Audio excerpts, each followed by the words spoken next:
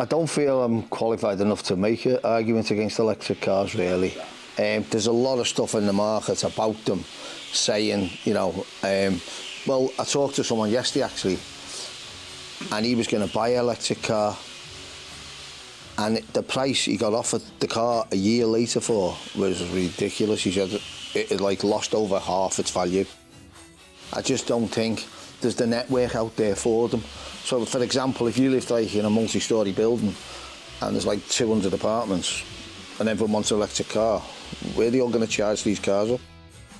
Is the parking space in the building for 200 cars? To have electric ports, terraced houses, only X amount of people can have them in terrace street because they don't want the wiring going outside and stuff. You know, there's limitations to them in a way. And then if like you're driving a distance and it's cold and it's wet and you've got your wipers on, your heaters on, and you're doing 70 miles an hour, the battery life it will halve the battery life quick.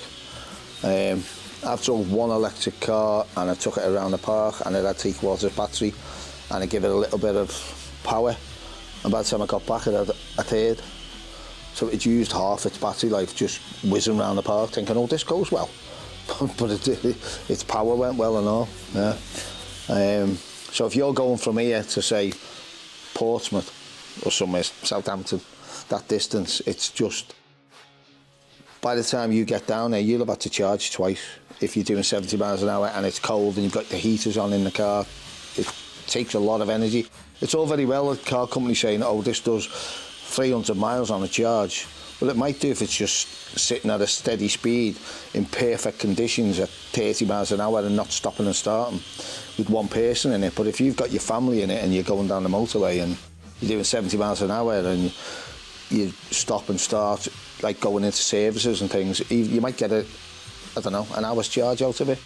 And how far can you get on an hour's charge? I don't know enough about them to say how long. All cars are different with charging times and stuff. They do have fast charge, but